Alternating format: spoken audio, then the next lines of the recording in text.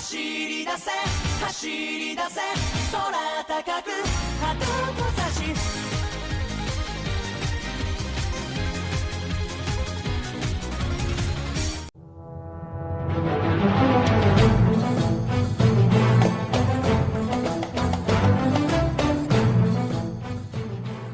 Hi guys, it's Wasabi Fold here with another One Piece theory for you, and today I'm going to be discussing the X-Drake Law connection and why this connection is so important to the upcoming Wanokuni arc, which I honestly believe this connection could give us the answer to the biggest question we have going into this arc. I think everyone can agree that the biggest question we have is how would Luffy defeat Kaido? With the amount of hype that Oda has placed on Kaido, it really does, bring that question of how could he defeat what is essentially the world's strongest person at this point in time, considering how much he struggled against Doflamingo and how much he struggled against Cracker. I think that brings really to the forefront my belief that I've had since Fishman Island, since before Fishman Island actually. When I first joined the forum, something that I've been advocating for a really long time is that the first Yonko that the crew beats is going to be a team effort, and back then I said it would be the Supernovas. And before we had even met any of the Yonko and before they had actually played any important role, I said it would be Big Mom, simply because Big Mom's flag was on Fishman Island, and I said, you know what, it's probably going to be Big Mom. We're probably going to move on to something that connects to Big Mom, which is true, but Oda has done it in a way that I don't think anyone would have foreseen, where we're kind of setting up the fight against two different Yonko at the same time, and he's kind of going back and forth between the plots of both of them, which is a little bit odd, but at the same time, I guess Oda is doing it specifically because he has to, because he may not have, the amount of years left that we think he has in pertaining to One Piece. He doesn't want to draw out the story too long, so I think he's really just balancing this Big Mom and Kaido build-up, and he'll probably go through on the Kaido build-up first, and then we'll deal with Big Mom afterwards. So that is what I think Oda is doing, and I think it's important that we know why he needs to have a team up to defeat a Yonko, because you can't have your main character be at this level of the strongest characters in your series too early. You need to time it. You need to time their strength and the improvements they make, but still allow them to progress the story forward. And that is the conundrum that you face when you create four supposedly equal powers to face, because if they defeat one by themselves, then immediately they are considered on the level of the other three, and therefore you basically stagnate your main character for a good portion of the rest of the series, because they are too strong for most of the in-between opponents, but only strong enough to be challenged by an admiral, and so on and so forth. So that's why I've always said that Luffy is definitely going to defeat the first Yonko, whoever falls, with a team effort.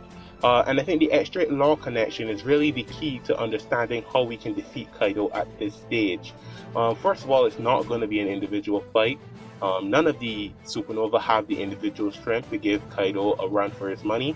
But I think the most important thing that they need to counter is his immortality, which officially doesn't have an official source, but I think most people are warming up to the idea. A lot of people came to the idea at first, then more people got a little bit critical of it, and I started to see it fall from grace a little, but I think most people have really settled on the fact that Kaido's immortality comes from the Opi Opi no Mi, and I think it's just too obvious. I mean, immortality as a concept was never a part of the One Piece series until Oda introduced the idea with the Opi Opi no Mi chapter 761, and it's not a coincidence. It just can't be a coincidence that 34 chapters later in 795 Suicide, he introduces a character that is supposedly unkillable, even in a state, for instance, where he's being executed. They just couldn't kill him. I don't think that's an accident, and I think the truth of the matter is that what Oda has done is he's creating an immortal character, but he's also given us the key to beating that character. Law is going to be the most important character going into this Kaido fight, and I think I'm not even sure if Law is aware of it himself, because there's really no way that he would know Kaido is immortal via the Opi Opi no Mi, but I think X-Drake therefore is the connection that links Law to that conclusion, because X-Drake, I think, how his father and his pirate crew found the Opi Opi no Mi is going to be an important part of understanding where Kaido's immortality comes from. That is why X-Drake being at that incident And not meeting law, not having any impact is important because it's going to set up the explanation for where Kaido got his powers from, why X-Drake would know, and why X-Drake is with Kaido. Now, recently, Joy Boy did a video addressing X-Drake's allegiance, which I think a lot of people need to question. And you can go check out that video. However, I disagree with his conclusion that X-Drake is a marine plant inside Kaido's army. I don't think X-Drake, because of the simple fact that X-Drake was a part of that flashback all those years ago, and I believe Kaido himself is connected to the Opi no Mi.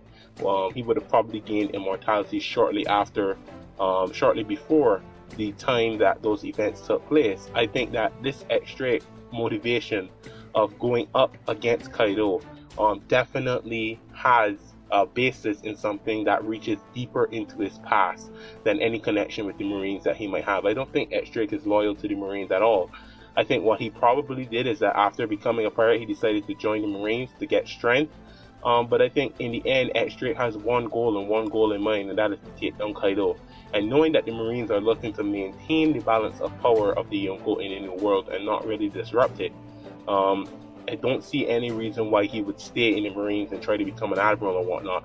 He's probably going to break out of the system and try to exact his own manner of justice or take care of the threats that he deems most important. And I think that's really where his motivation comes from. I don't think he's a loyal Marine or anything. I think just like Doflamingo and Law and all the other supernovas, they're charting their own path. They're all one common theme is that they are the new generation. They are the new generation that's fighting for what's right, and they're not going to be held to any form of government or rules or regulation that are established that they believe not to be correct. And I think that's where his motivation comes from. So I don't think he's beholden to the revolutionaries. I don't think he's beholden to the Marines.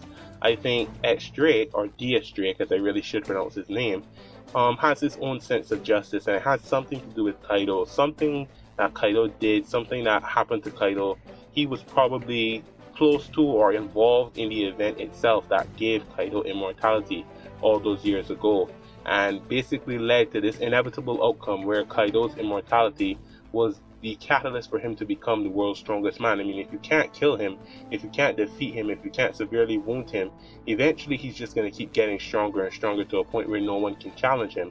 And I think that's what's happened with Kaido, is he's basically reached that point. The connection with Law and X-Drake really just points to why we have a chance in Wano and why Kaido is our antagonist as far as the Yonko is concerned first, is because we have a chance. We have a secret weapon. We have an ability that will allow us to level the playing field a little bit against Kaido and basically make him vulnerable to damage, to conventional forms of damage for the first time in years. And we know Kaido is suicidal, so that might also play a part in helping us defeat him, in that he might actually let us defeat him or let us kill him, because all he really wants is to die.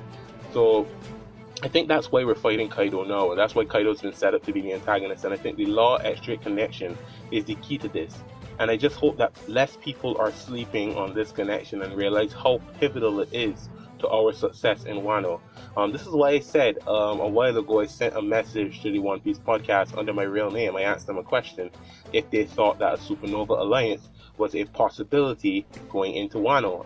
And I asked the question, and I posed the idea that all the supernovas would be basically involved in the defeat of Kaido. They would actively be assisting each other in their defeat of Kaido. It would be like a 7v1 kind of situation, or maybe even more, depending on how many powerful allies we get from the samurai side, or maybe even what other alliances we can make before we end up on Kaido's doorstep. I think all of that is going to be important.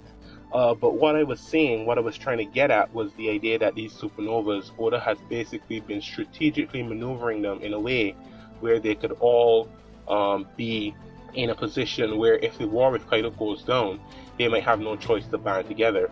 And I said this, and they kind of shot me down. And I've seen this in the community a lot, where people just are not willing to accept that the supernovas could all be working together to defeat Kaido. Yes, I get it that the plot still needs to move them all in a bit more of a direction where they're a little bit more detached and free to do so. But he's been doing that. Kid and the others were going after Shanks. Now that's gone, and I thought that was gone the moment Kaido dropped down in front of them. So that's just something I wanted to touch on. You know, the Supernova Alliance, they're all moving towards Kaido. All roads lead to Kaido. All roads lead to what should be the greatest pirate event we've ever had in this series. And I'm really looking forward to it, and I just hope that more people are clued in to what it's doing here. So anyway, that's just my thoughts on it. What do you guys think? Do you think this extra connection is really pivotal to Kaido's immortality and the key to victory in Wano? I must say thanks to all the people who have seen the Greatest Voice Century Theory video. Got a ton of subscribers from that video, and I think that's my most liked video up at this point. I'm really glad that you guys like that. So go and check that out. And this is Wasabi Fold signing out.